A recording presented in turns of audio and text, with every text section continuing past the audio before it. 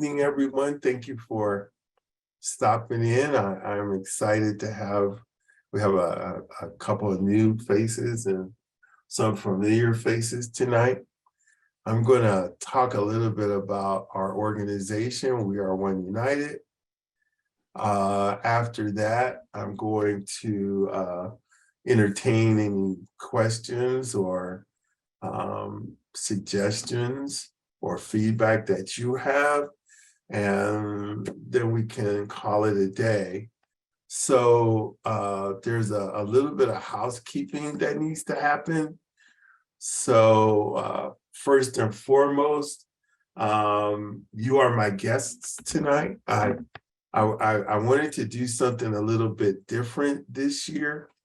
And so one of the things I asked for was some time as the executive director to talk about We Are One United, because I really think it's a good story. And I think it speaks to what we really want to accomplish with these chats.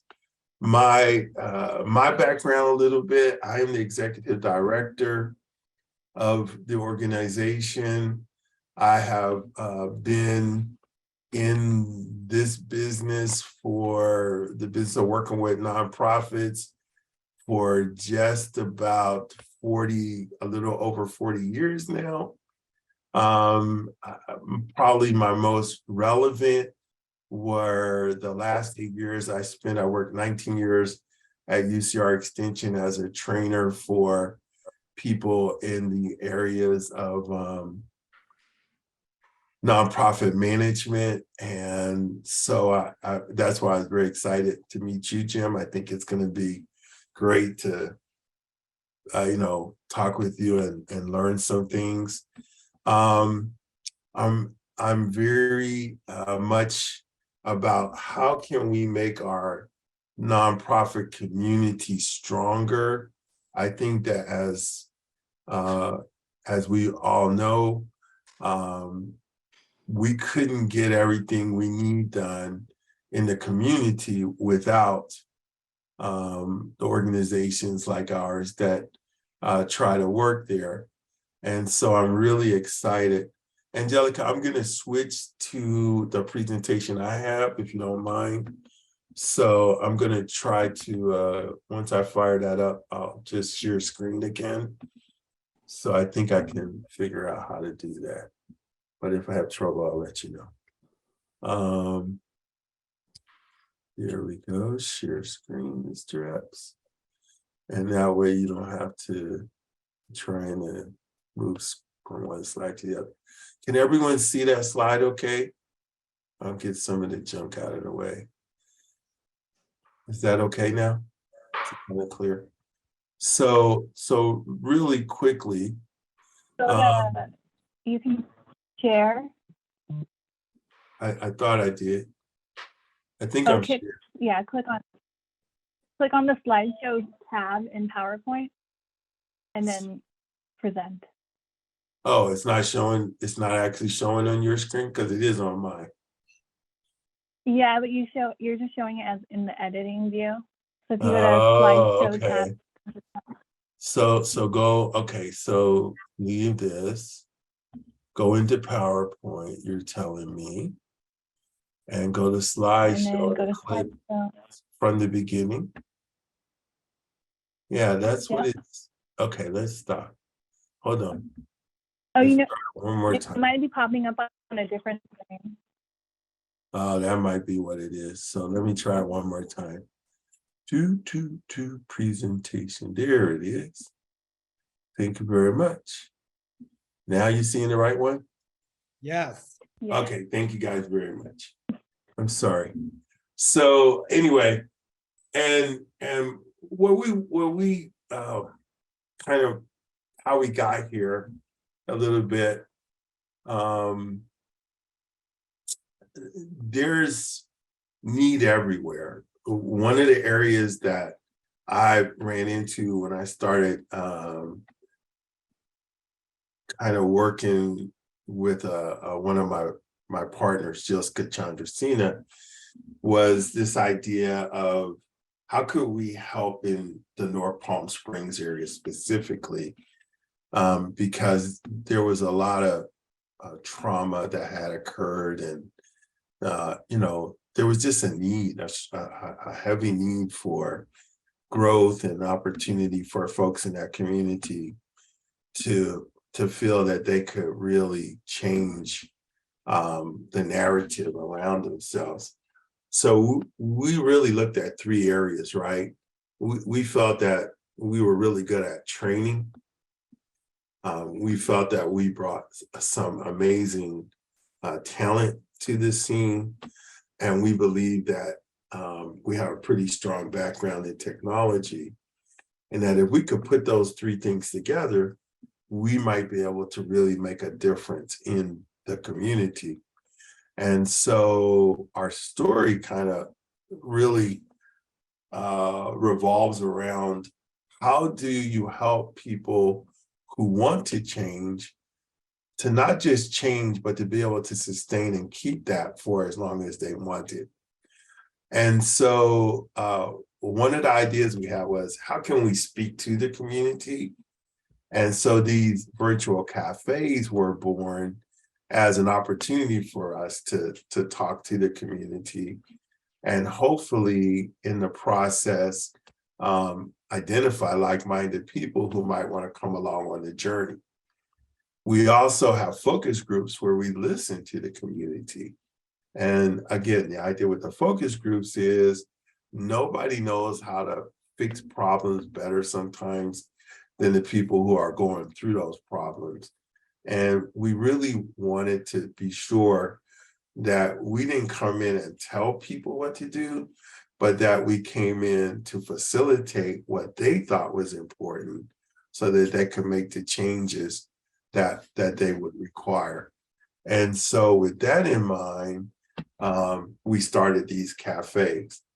I've been asked by our tech team just to quickly remind you that feel free to turn on the captions for your broadcast should work okay.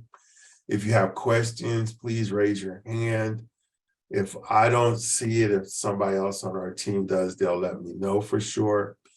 And then feel free to put any questions that you have in the chat box so that we can try to make this as interactive as possible.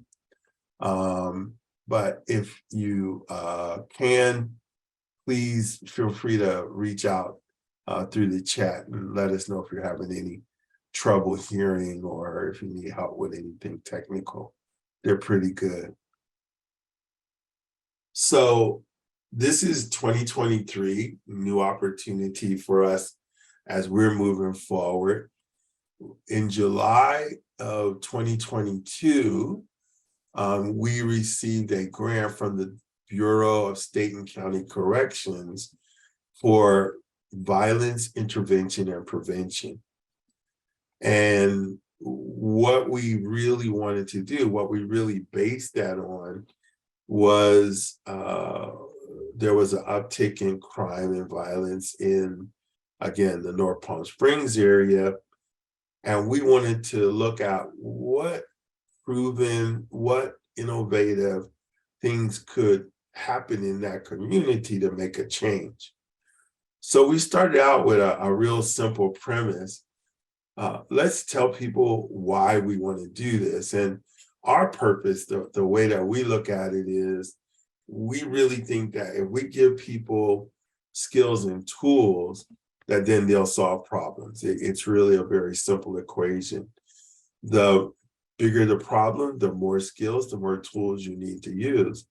But we also recognize that people come equipped with different skills and resources and experiences.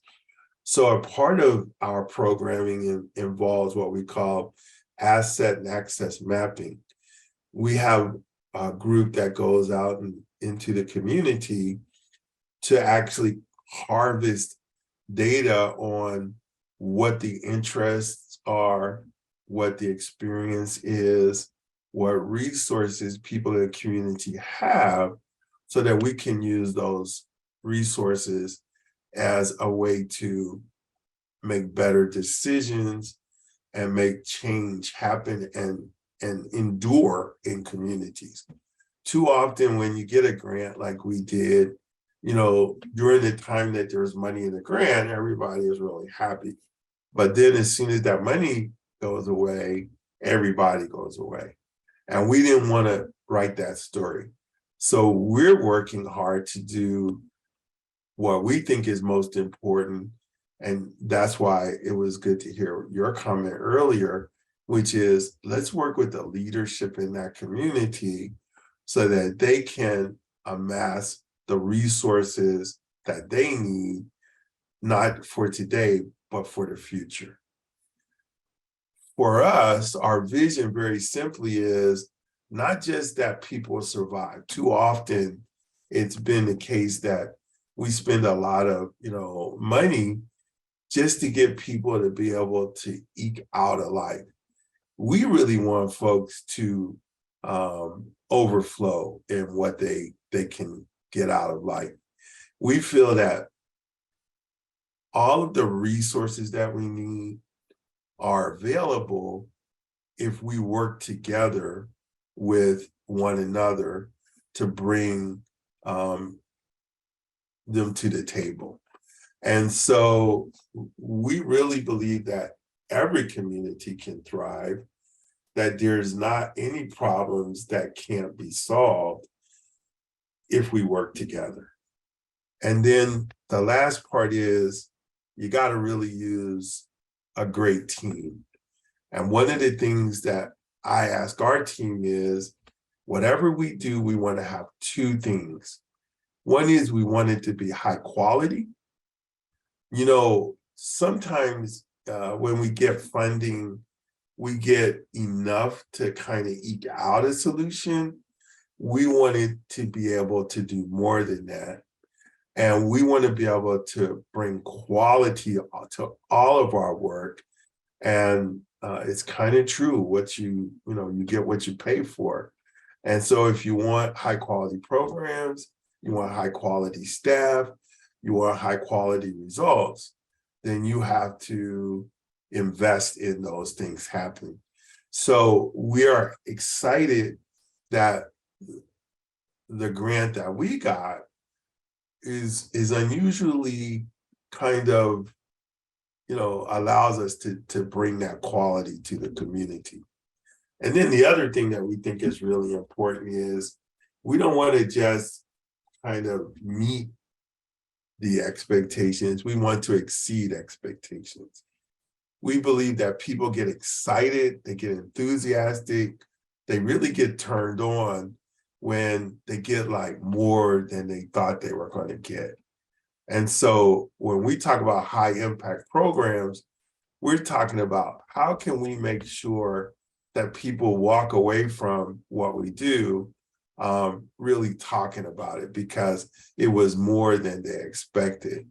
And, so starting with that as our foundation, we think we can build in the community what they need so that they're not dependent on anyone except themselves. And we think that's really important.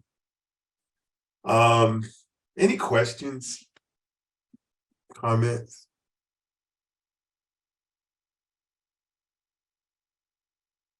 Okay, well, there not being any yet, let me keep going if that's okay with you all. I've been in training over 40 years. And one of the things I think when we're working, especially with younger people, is there has to be a real kind of energy in what we do. So what we want to do it with young folks is tap into that energy. I have some children, grandchildren, and I know when they were growing up, the one thing I was just talking with one of our viewers, they had a lot of energy. And if you can get them to use that energy in ways that help them to develop, then they start to find solutions that you didn't even know existed. And so I want every young person and every not so young person that we work with to bring that enthusiasm, to bring that style with them, because I believe that those are the things that help us to create a better outcome, help us to have a better result. So we want to not just, again, kind of eke out something, but really work hard to create something that is worth, the word I like to use is something that is remarkable, something worth talking about. You see, I think everybody wants to be able to have a story that other people want to listen to. And I think when we can unleash that again, when we were little kids, I don't know about anybody else, but I think I can remember when I was a little kid, my mom told me you can be anything you want to in the United States. And at that time, late 1950s, the civil rights movement was just starting. There were a lot of people who questioned her telling me that. But she got me to believe in myself. And because I believed in myself, to this day, I still think there's nothing I can't do. And I think if we can get that same kind of spirit in our young people about how they can change their lives, change their community, change their circumstances, that your past doesn't define your future, all of those things that we often say, but if we can get them to really believe that, then I think that we can generate a whole lot of energy that will transform this community. But I also know a lot of us have gone through some trauma. These last couple of years of COVID have been very hard on people. And yet we are still here. And I really think we're here because a lot of people chose to help one another through that crisis. I think as long as we can continue to act compassionately towards one another, as long as we really care about one another, then I think we will find a little bit of a surprise. I like to tell people, I think that the more I've helped people, the more that's helped me. I've never given more to people than I got back. And I believe that if we can instill that kind of a spirit in our community where people legitimately and truly care about one another, where they're willing to listen to one another, no matter whether they agree or disagree, they don't have to be disagreeable. If they are willing to see the need and not just talk about it and do something about it, then I think we can really, again, touch the hearts of people and help to build some, momentum going forward. But I think the last part is you have to be able to trust people. And I think that one of the ways that we exhibit that is this idea of being authentic. Too often we worry about what people think we should do or what we ought to do instead of doing and being who we really are. So it's not just about transparency, but it's really about vulnerability. It's really about being willing to open yourself up and being willing to kind of share both the good and the bad about yourself. I don't know anybody who's perfect. I've met some really outstanding, wonderful people, but I don't think I've met anybody who's perfect yet. If you happen to be perfect, please put your name in the chat so that I can talk to you, because I'm looking forward to it. But what I do like is people who are real, who are authentic, who are not afraid to, share both their strengths and some of those rough spots that go with those strengths. I think those things are what make us successful. I think those things are what make us individuals who bring value to what we do. See, many years ago, I was listening to a leadership development program. And as I was listening to that person talk, I said, I can do that. And so I made up my mind that I would begin to develop the skills and the connections and get the tools that would allow me to do that, but that they would all be real for me. So I couldn't take everything that that person had. I had to just, in the areas where I had strengths, I had to build. In the areas where I had weaknesses, I had to make sure that I understood how to make sure those weaknesses didn't become opportunities to fail. And I think if we can work in a community to make those kinds of changes, then I think we'll start to sustain the change that we do, and let people let that grow. So, our values really help determine our culture, but also important in our culture is this idea of how do we allow ourselves, how do we convince people that this is a great place to be? And I think that comes out of our commitment. A lot of people will kind of dip their toe into something, and when it's fair weather, it's great. When it's not, they're gone. But we really believe that we have to be committed to these things. We have to recognize that everybody is an individual. And when we talk about diversity, it goes way beyond conversations about race or politics. It goes to diversity of thought. It goes to diversity of what you really like. I don't know everybody likes vanilla ice cream. I like vanilla ice cream, but probably not everybody does. There's nothing wrong with being different. It's when that difference becomes some kind of a barrier to you and I having an authentic relationship. I think these other things, equity, inclusion, and belonging, they all have to do with how we build community. If we aren't really willing to welcome the whole community, then we'll never have a solution that really helps that community. I think we cannot pick and choose who our friends are. But we also have to recognize just inviting people to the table is not the same thing as making them feel comfortable at the table. And so somebody told me, there's one thing to be invited to the dance. It's a different thing to have somebody actually dance with you. And I think belonging is all about making people feel comfortable dancing, no matter how bad it is. When I was young, I used to be in a little community organization marching group called Cadets, and we would march, and we had this wonderful little party one time, and one of my favorite and most terrible pictures was me trying to dance at 12 years old. It was horrible, ladies and gentlemen.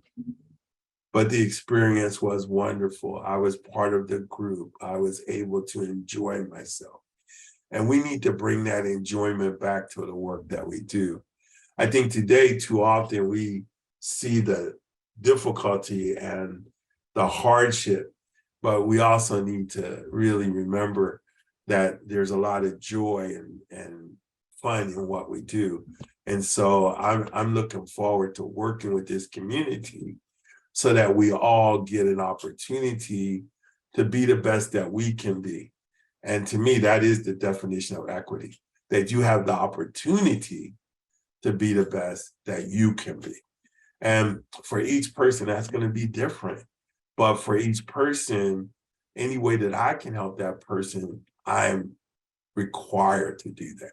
I choose to require that of myself, that I want to make sure that if you're a part of our team, that you get as much as you deserve, as much as you can earn, because I think equity shouldn't be, a matter of control. It should just be put in the effort, get the support, and become the best person you can really become. So that's kind of who we are. And I'm not going to spend any more time on that. But since there's some new folks here, and I'm starting this out 2023, that's kind of the groundwork of that we start working on. And going from that, talking with people in the community, working with our team, we decided, how do we go about doing the hard work? And we looked at these 5 areas. I think youth development is first and foremost. If we can work with our youth to help them be all that they can be, if we can help them have the support that they need, if we're there when they're in crisis, then we will have less violence, we will have less addiction, we will have more academic achievement, we will have more satisfaction with building careers. And so I think in many ways our future begins with our youth. And so we want to focus on how can we do youth development? What can we do? We think helping them build leadership skills is very important. We think really helping them be creative and innovative is important.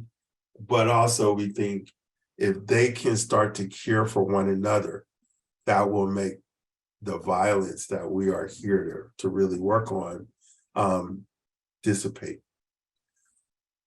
However, we all live in an imperfect world.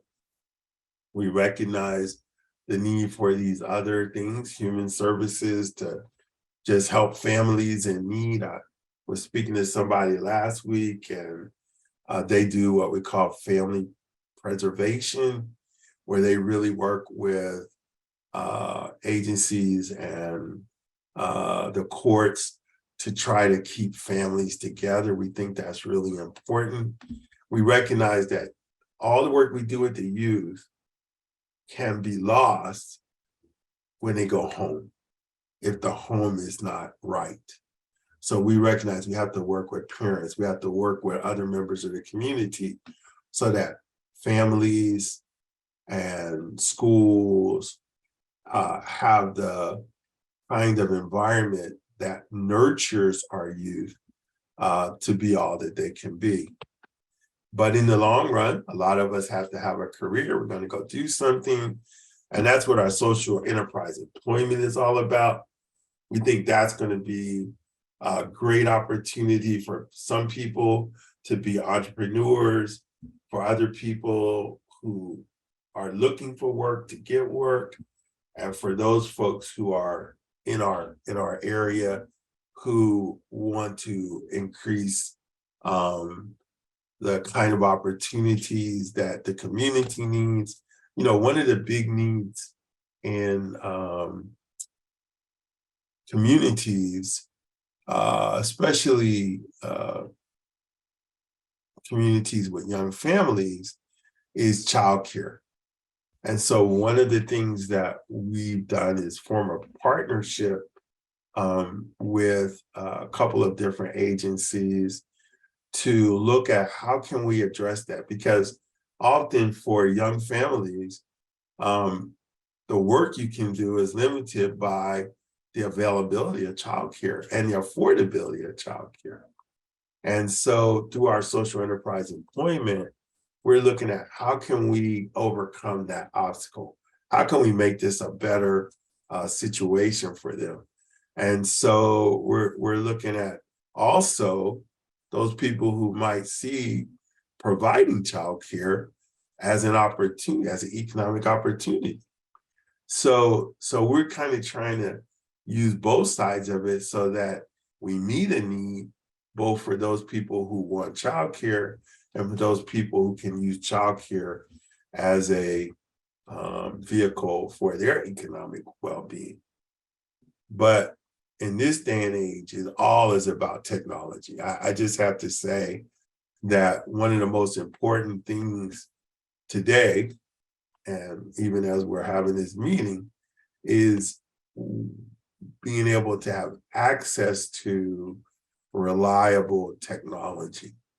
So in our technology in the community program, one of the things we're looking at is what's the quality of that access?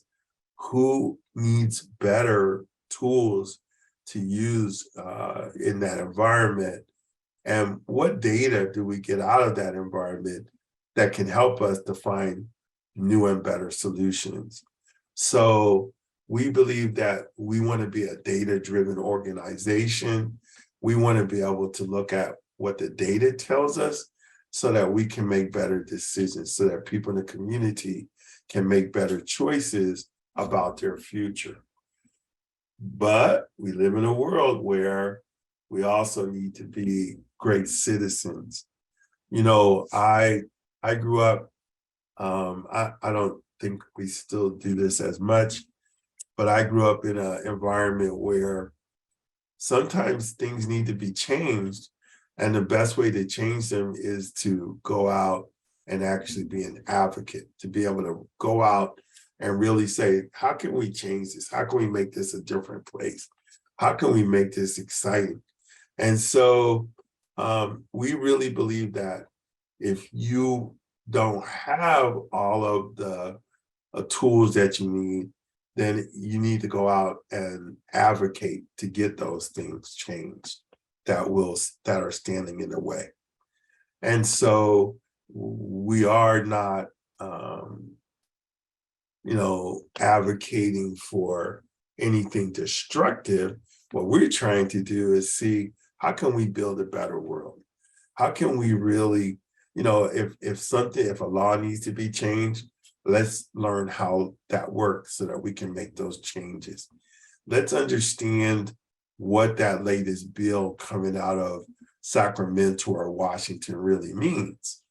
Because quite often these are decisions that have impacts on all kinds of people in the community. And if we're not a part of the process, then we become a victim of the process.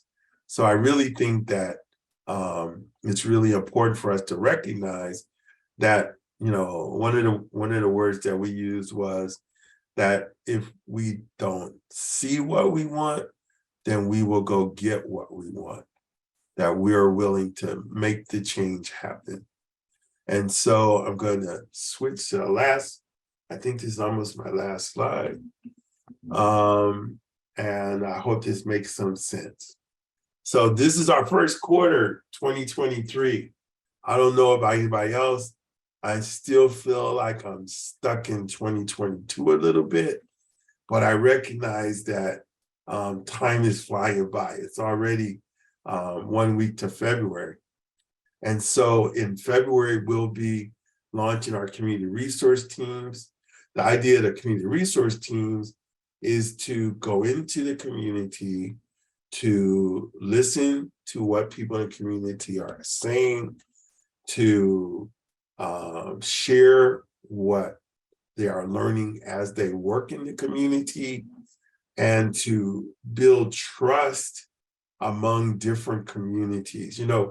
One of the toughest things in our target area has been kind of that separation based on ethnicity or language or whatever.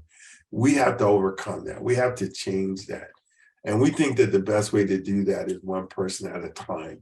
So our community resource teams will really work with individuals and families to try to identify how they want their community to operate, what they want their community to become, so that they can start that journey together. And then we really want to do some work with our youth.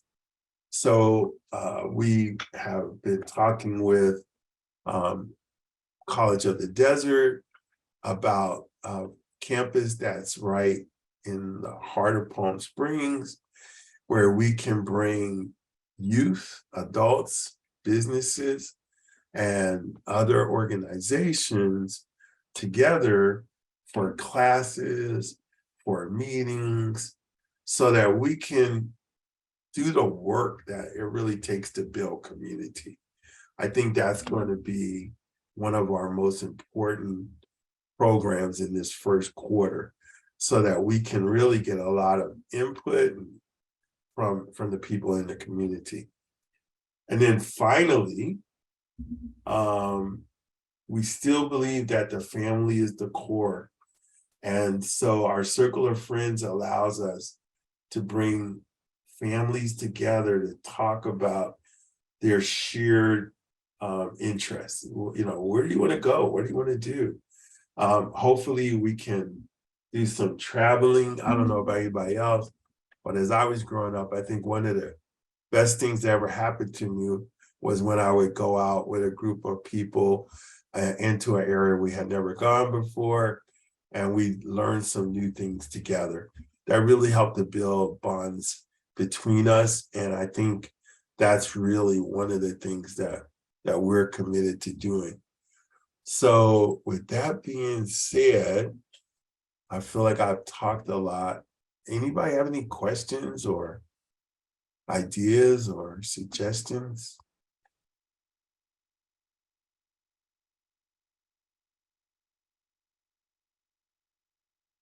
Hello? I see something's in the chat. Anything? Was it anything? Hello? Let me ask you guys. That's in the chat. Oh, that's okay. Okay, Edwin, any thoughts? Thank you, Mr. Epps. I'm always really invigorated by when you get to speak, when we get to hear you speak, and I'm so excited about the vision in your statements, which is really what really is at the core of what we're really working on too. And one of the things I did, I was taking a lot of notes, but I wanted to ask about is one, well, you know what, actually, it was just a comment. I was looking at the concept of extended families. Yes. Which is actually one of the things I've been really interested in seeing, and how building those partnerships. Clearly, like one of the things about sure enough, we could have our community resource teams, identify the individuals and families, but clearly it's one of the things that's happening is that a lot of the family units are also attached and cohesively attached to churches, for instance, and their church families. So that there is this level of how extended families gets also it sort of goes beyond the idea of just your blood family. You have your church family. You also have LGBT families, who build these different kind of family units as well. So I really see that as a great opportunity. I love the idea of how so that's how the circle of friends will definitely hopefully build on that. I love the idea of getting the stories for each member, for instance, in our team. Seeing where folks have journeyed, we've heard your journey quite often, and I know we're learning about you every day too as we work with you. And I know as we grow as a team, as a staff, we're learning about each other. Like even having our meeting at the Innovation Center, the Youth Innovation Center in Riverside last week, it made a huge impact because we were able to see each other, in person. We're about to roll out the new office, but clearly each of our team members, and I know you saw that too, you were like, hey, I'm going to be able to bring these folks in. I'm going to bring in Jilska. I'm going to be working with Angelica. I'm going to bring with, Kwana is going to be leading a lot of this. So there is a real sense of like, one, we know you have identified that we do have some superpowers because we all do have superpowers. So we're going to be tapping into those superpowers in order to make, the work happen with We Are One United. With that said, I think that one of the things that's really exciting is about how we're going to all be sharing our stories, because what's going to happen, and I already see this because it's already happening with our team, is that one, sure enough, we're going to be sharing the skills that we have, built for the ones that, I'm over 50 now, we've built skills, people have built skills and they have things that they can share and, provide, that kind of like one, even on the level of coaching, like you have, Mr. Epps, with your students and with us. So I think there's this level of like team coaching that's going to be really, really happening because we know this is going to be a well-oiled machine one day. We're still in that infancy stage, but I see this level of like, one, we're going to be tapping into that greatness and that's in the superpowers that we all have in order to make all the sort of asset mapping happening, all the sort of, share skill, learning that's going to really happen. I could totally go on, but that's one of the things that is bringing that joy back to this work also. So I appreciate it. Thank you. Well, I kind of agree. I think one of the things there, when as you were talking, is often once you venture out, more opportunities present themselves. And so just like Mr. Miller joined us earlier, he just left. But so I think it's just us here now. But even as we start talking about what we do, more resources are coming our way. So keep in mind, I think, we didn't really talk about a whole lot of specifics, but, the whole idea of arts and creativity and culture and how we have to bring that into play. We've got Black History Month coming up and all of those things. I think what we have to do is recognize that there are a lot of streams of consciousness we can kind of tap into, a lot of opportunities we can tap into. The churches are often in our communities one of the central players. And so, we've been talking with them about how can we come together and do some work. So I think the great news is, like, as you said, the ride is just starting for us, but I think the upside is really high. So I think, but I don't think, I appreciate you talking about me and my story, but I really think it really is about each one of you and your stories. And so I think the more we tell those stories, I think the more we share our story with others, both of those things will happen, So please don't be afraid to tell your friends about this. Sometimes, we enjoy it so much, but we should really be trying to enjoy it with them as well. We should be really encouraging them to come and join us. And I like to be doing some of these where we have like small groups that are actually in the same room kind of working. I think that's gonna happen pretty soon. Ms. Iris, any comments?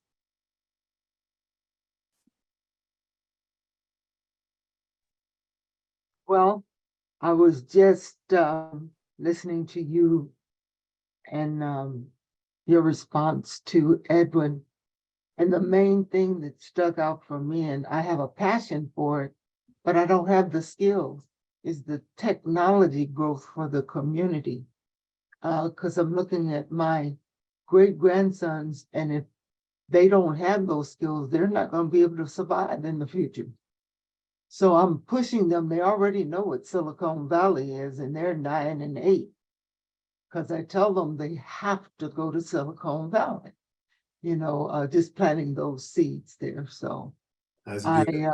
missed the earlier meeting, and I know we don't have time to recap. I tried to get on, but the link that I had for the funding meeting, Yes. I couldn't get with you guys, and I'm just devastated because I really wanted to interject and hear what was going on there. Well, that's part of what we see happen though in the community too. I mean, a lot of times there are opportunities, but they don't get to share in them because either they don't have the technology or they don't have the proper access to that technology. And so, yeah, I think we can both make that access easier and increase those skill levels so that people can, access that. And I think that's going to be, again, a good result for the community overall, because if we, like you said, if we're not in the middle of this, then we're not going to be able to survive in the future. It's that simple. Ms. M, I see you over there taking notes very diligently. Any comments from you today? Not particularly, but I mean, I think you made a really good presentation as always. Very good speaker. I'm just really excited to see that we have already, I feel like we've grown, and that's super exciting. I remember, when I first came, it was kind of like, oh, where do I get this or how is it things structured? And it was like, well, we're working on it. And that was that was a little bit stressful for me because I like everything very spelled out, I guess. But so it's been very exciting. And I think we're on the up and up with everything going on this year and planned, and more visibility. A lot of people have been talking about us, which is great. And our team is growing with a lot of amazing people. So overall, just excited. Very good, very good. And Miss Beverly, anything? No, not specifically, no. That's okay. That's okay. All right, I'm gonna ask Miss Flotty.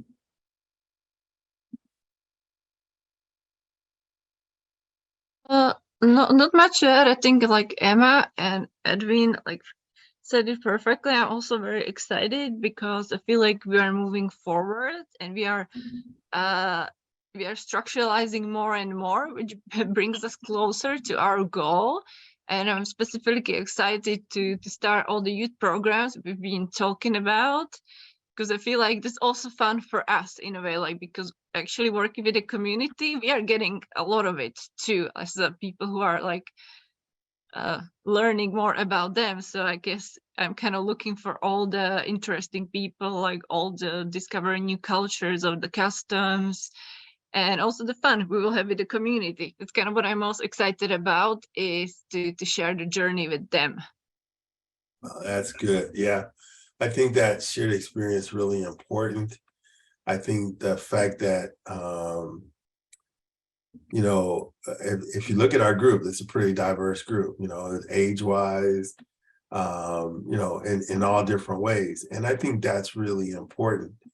I think one of the things that I hope our meeting last night does is that we continue to widen our circle of friends, because it was really exciting. For example, two of the people who were at our meeting went to college together, hadn't seen each other. And so just that reunion that was taking place, and I think that is happening in our communities, unfortunately, where there are a lot of people with shared interest or shared experiences.